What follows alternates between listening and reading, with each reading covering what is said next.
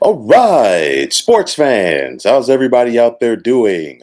William Martin coming at you one more time here on YouTube with another edition of the 300 Pounds of Sports Knowledge Podcast. Now, I said this at the beginning of this MLB season, and I will stand by it. Aaron Judge would make the New York Yankees regret not getting a deal done with him prior to the start of the season, and he is on pace for a potentially historic season. Judge has been on a tear all season long, as after going yard in each of the last three games for the Yankees, he is currently sitting on 54 home runs this year. And with that said, he has a shot to become the first player since Sammy Sosa and Barry Bonds in 2001 to hit at least 60 home runs in a season. This season, Judge is batting 302 with 54 home runs and 117 runs batted in. And as the Yankees are trying to hold on to first place in the American League East after once upon a time having a sizable lead in that division, where would they be at this point without the services of Judge, as their offense has simply been missing in action lately? Now, the Yankees definitely, this is something else I talked about even when before the season started, when it first came out that the Yankees and Judge walked away from the table, the negotiating table, that is, they're going to have competition this offseason to retain Judge. I mean, you're hearing potential rumors about a team like the San Francisco Giants being in the mix. I definitely expect the Los Angeles Dodgers and Boston Red Sox to be among those teams that'll make a run at Judge. And who knows who else is going to be interested in the slugger. I mean, you look at him at this point, he is going to be the American League MVP. I know that there are people who are talking about, Shohei Otani, and you could make the case that Vlad Guerrero, deserves some love last year to be the AL MVP. But make no mistake about it, when you look at what Judge is doing so far this season, for my money, he is your American League MVP.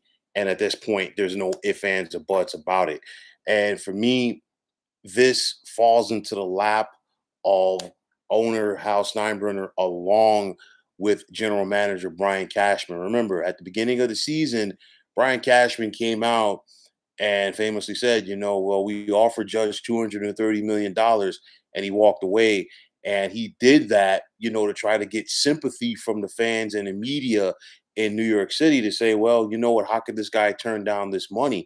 But I'll tell you like this, at this point, with what we're seeing from Judge, it's going to be at least $300 million.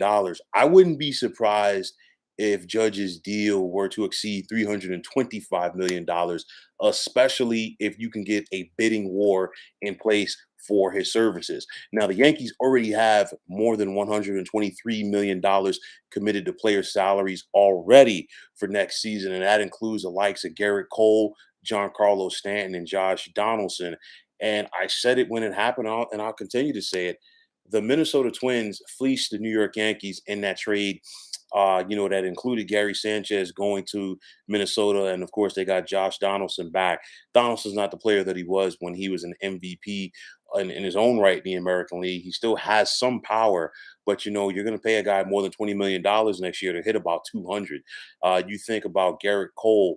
He hasn't been the big game pitcher that the Yankees need him to be, but they're stuck with his deal. And then, of course, Giancarlo Stanton, somebody who, the Yankees got fleeced on by Derek Jeter, who used to be running the Marlins front office at the time. But nonetheless, Stanton has been unable to stay healthy during his tenure with the Yankees. And there was always the hope that, it could be a solid tandem in the middle of that lineup between both he and Judge. But you can't help your team if you're injured. And then we saw Stanton get injured once again today against Minnesota. And this was just after coming back from the disabled list a couple of days ago. So with that said, there's your money right there. And with that said, I mean, the Yankees, they have the money, like put like this. The Yankees can really spend the money if they want to, but I just think they're trying to be cost efficient. But at the end of the day, this is not going to be a cost efficient contract should they elect to retain the services of Aaron Judge going forward.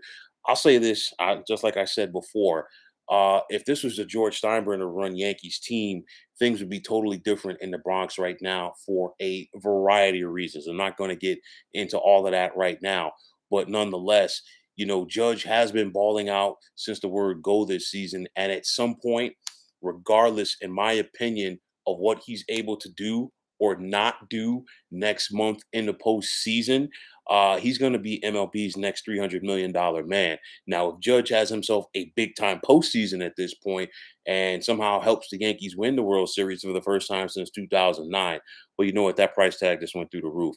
It's already there. But I think at this point, it's just going to be the cherry on the top, especially if you're going to be a guy that's going to hit 60 plus home runs this season. Now, of course, there are going to be some teams that would sit back and say, what's the likelihood of that happening? Again, we don't know.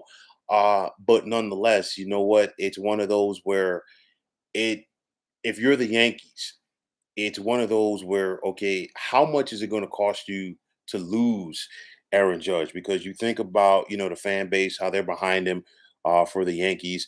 And I'll tell you like this, just speaking hypothetically, should Aaron Judge be playing for another team next year, it's not going to help the naysayers that follow the Yankees already that are kind of fed up with Brian Cashman, their general manager, if, this deal doesn't get done and if he walks out of the door.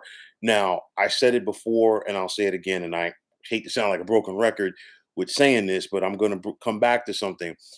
George Steinbrenner, the former Yankees owner, always talked about how he regretted allowing Reggie Jackson to leave New York following the 1981 season. And they were haggling over years on Reggie's deal, where Steinbrenner didn't want to give him more than 4 years. Reggie Jackson really wanted a fifth year. The California Angels were willing to give him the fifth year. Thus, that resulted in him going west. But, Steinbrenner always regretted that because when Reggie Jackson left, that was the beginning of the downward spiral for the Yankees, and it took them some time to recover. And if you're the present day Yankees, Aaron Judge could be your Reggie Jackson from the standpoint that, you know what, if you let him go, what do you have to replace him? And at this point, I'm not sure that they have a lot or anybody who could come close to doing what he does for this team. So what happens at this point? It's going to continue to be very interesting. The Yankees are going to have to open up that vault and really fork over the bread because once Judge gets to free agency and now he's going to have more teams coming in and making their case as far as why they want him to play for them next season and in the years going forward. So the Yankees better bring their A game when it comes to the talks. I know they're going to lean on the fact that they're the Yankees, we're family, and all of that other good stuff. But if another team gets an opportunity to sit down and break bread with this man and show him what they feel that he could be for their organization, the Yankees are definitely going to have, not definitely going to have, but definitely are going to have a problem when it comes to retaining his services. So the more home runs that Aaron Judge hits, the higher his value goes. And basically, Judge is about to be a very wealthy man in a matter of months. So, folks, that is going to wrap it up. And as always, I want to take this time out to thank you for tuning into the 300 Pounds of Sports Knowledge podcast here on YouTube. I want to take this time out to thank all of you fine folks out there for tuning in. And if you have not already, please feel free to subscribe to this channel. Now, if you're on Twitter, please feel free to follow me at 300 Pounds of Sports. And like I always say, if you follow me, it'll be my pleasure to follow you right back. There's also the sports discussion group on Facebook at the Sports Depot 365. You can check it out. Drop a line and be a part of one of the better sports debating sites going on social media. So once again, fine folks, my name is William Martin. I am signing off, saying take care and have yourselves a wonderful day.